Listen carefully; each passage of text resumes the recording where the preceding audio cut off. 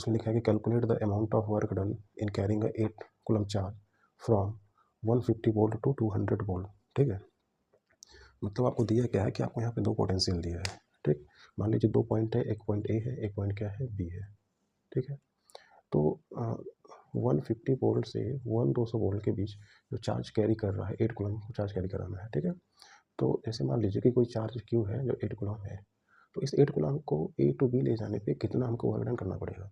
ठीक है, तो पहले हम यहाँ पे पोटेंशियल डिफरेंस निकाल लेते हैं। तो पोटेंशियल डिफरेंस का फॉर्मूला क्या हो जाएगा, V2 माइनस V1। तो V2 आपका दिया है 200 और V1 दिया है आपका 150।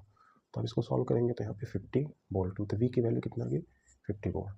तो आपको फॉर्मूला याद है कि B बराबर होता है W/Q। तो ऐसे W बराबर निकाल लेंगे Q इंटू वी। Q कितना है, 8 कूलम, और V कितना दिया है, 50। तो इसको सॉल्व कर देंगे तो यह आ जाएगा 400 जूल आ जाएगा। ठीक है, तो बहुत ही सिंपल क्वेश्चन है और इसको आप सॉल्व कर सकते हैं आसानी से।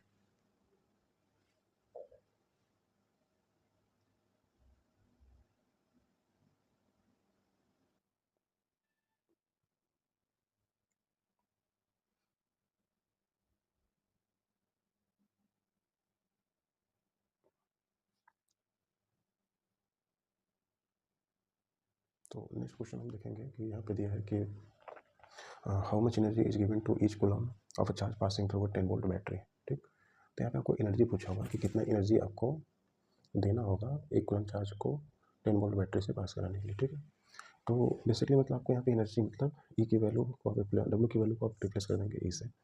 तो डब्ल्यू बराबर आपको पता है क्या होता है, क्यू इंटू वी।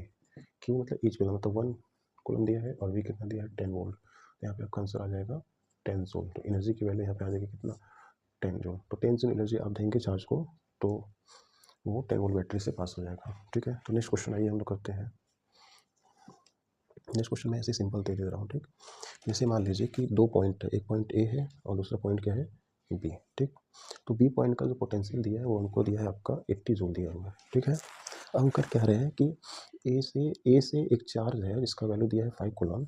इस चार्ज को ए टू बी लाने पे जो वर्क लग रहा है वो आपका दिया है 80 जूल दिया है। ठीक, और ए पॉइंट का पोटेंशियल आपको यहाँ पे रुके गड़बड़ हो गया, ए पॉइंट का पोटेंशियल यहाँ पे दिया है आपका 25 वोल्ट दिया है। तो find the potential at point B. तो बी पॉइंट पे क्या पोटेंशियल होगा ये आपको बताना है। ठीक है, तो पहले हम चेक कर लेते हैं कि गिवन क्या क्या दिया हुआ है। तो वर्क दिया है कितना, 80 जूल, और ए पे पोटेंशियल कितना दिया है, 25 वोल्ट, और चार्ज कितना दिया है, 5 कूलम। ठीक, तो हम फॉर्मूला जानते हैं V B minus V A W/Q। तो इसकी वैल्यू को निकालना, इसकी वैल्यू दिया है तो फॉर्मूला सिंपल रख देते हैं। जैसे इसकी वैल्यू निकालना है, ये कितना दिया है, 25, W कितना दिया है, 80, और चार्ज कितना दिया है, 5। तो जब आप इसको काटेंगे तो ये आपकी वैल्यू कितनी बार में कट जाएगी, ये आपका 16 बार में कट जाएगा।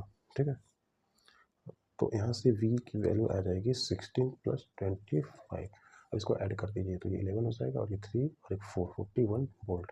तो बी पॉइंट पे जो पोटेंशियल आएगा वो 41 वोल्ट आएगा। ठीक है, बी पॉइंट में पोटेंशियल आ जाएगा 41। तो बहुत ही इंपॉर्टेंट क्वेश्चन है, बोर्ड में आने का चांस बहुत ज़्यादा है। CBSE 2026 में ये क्वेश्चन आने की पॉसिबिलिटी बहुत ज़्यादा है। क्या करेगा कि दो पॉइंट दे देगा, किसी एक पॉइंट पे पोटेंशियल दिया रहेगा।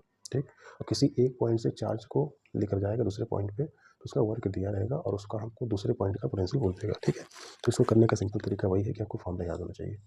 ठीक है, तो आप आसानी से इस क्वेश्चन को सॉल्व कर लेंगे। नेक्स्ट क्वेश्चन दिया है कि when a cell of 1.5 volt is applied in a circuit a current of 0.5 ampere flow through it, तो calculate the resistance of the circuit. तो गिवन आपको क्या दिया है कि सेल का वोल्टेज दिया, मतलब वी की वैल्यू दिया है 1.5 वोल्ट।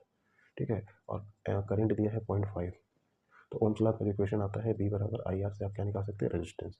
तो आर बराबर यहाँ पे क्या हो जाएगा, बी बाई आई।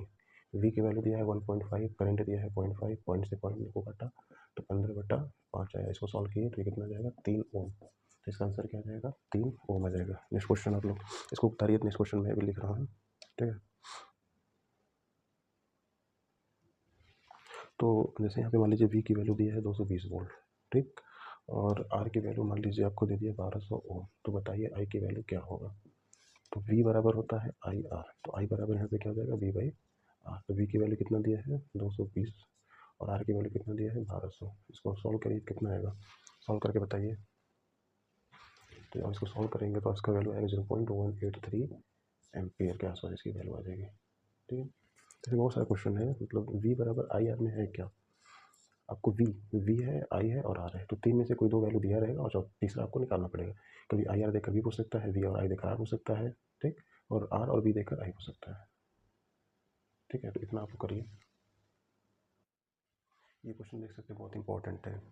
तो heater draws a current of 5 ampere when it is connected to 110 volt and what current will the heater draw when it is connected to 220 volt. ठीक है, तो हीटर है, तो मान लीजिए हीटर का रेजिस्टेंस आर है, तो जब मैं इसको कनेक्ट कर रहा हूँ, मान लीजिए जब मैं इसको कनेक्ट कर रहा हूँ हीटर को 110 वोल्ट से, तो उसमें करंट कितना आ रहा है, 5 एम्पियर। अब कह रहा है कि सेम हीटर है तो उसका रेजिस्टेंस सेम ही होगा, उसको हम कनेक्ट कर दिए 220 वोल्ट पोटेंशियल से, तब बताइए इसका करंट क्या होगा। तो according to Ohm's law B बराबर क्या होता है, आई आर होता है। ठीक है, तो आर की वैल्यू यहाँ पे क्या है, सेम है, मतलब वी डायरेक्टली प्रोपोर्शनल है क्या, आई से। तो अगर मैं यहाँ से रिलेशन बनाऊँ तो यहाँ पर रिलेशन क्या आएगा, V one by V two बराबर I one by I two. ठीक है, तो वी वन की वैल्यू दिया है आपको, वी टू की वैल्यू दिया है आपको, और आई वन की वैल्यू आपको दिया है, आपको आई टू की वैल्यू यहाँ से फाइंड करना है। तो रखते हैं, वी वन की वैल्यू कितना दिया है 110, वी टू कितना दिया है 220, आई वन की वैल्यू कितना दिया 5 एम्पियर, और आई टू की वैल्यू आपको निकालना है। तो 0 से 0 कट गया, 11 से ये कट गया 2 बार में, तो आई टू की वैल्यू आपको कितना आ गया 10 एम्पियर। 10 एम्पियर होता है, ओम नहीं 10 एम्पियर होता है। ठीक है, तो ऐसे से सिंबल है। यहाँ पे आप कैसे देखिए, वी वन की वैल्यू कितना दिया है और आई वन की वैल्यू, शॉर्टकट तरीका क्या है, अगर ऑप्शन में ये क्वेश्चन आ जाए तो कैसे करेंगे, 110 दिया है तो करंट कितना दिया है 4 एम्पियर। ठीक, अब पोटेंशियल को हम 220 कर दिए, मतलब ये कितना टाइम्स बढ़ रहा है, 2 टाइम्स, तो करंट भी कितना टाइम्स बढ़ेगा, 2 टाइम्स, तो कितना आएगा 10 एम्पियर। तो बिना फॉर्मूला से आप कर सकते हैं। ठीक है, सिंपल कॉन्सेप्ट के बेसिस पे। अगर एमसीक्यू शॉर्ट में आएगा तो ये तरीका से आप इसको क्या करेंगे, सॉल्व करेंगे। बाकी अगर सब्जेक्टिव आएगा तो पूरा आप ऐसे सॉल्व कर लीजिएगा। ठीक है, तो ये भी क्वेश्चन इंपॉर्टेंट है। तो इसमें दिया है कि find the equivalent resistance in the given circuit and current flowing through the circuit.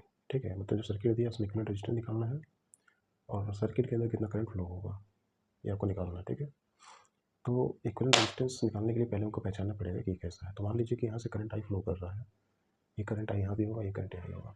जैसे ये करंट यहाँ पे आएगा तो ये अब यहाँ पे डिवाइड हो जाएगा। जब करंट डिवाइड हो जाता है तो सीरीज वहाँ पे नहीं होता है, तो आप चेक करना है कि वो पैरेलल है कि नेक्स्ट ग्रुपिंग है। तो इन दोनों रेजिस्टेंस का जो एंड है वो किसी एक पॉइंट पे आके मिला हुआ है, मतलब ये दोनों आपस में क्या है, पैरेलल में है।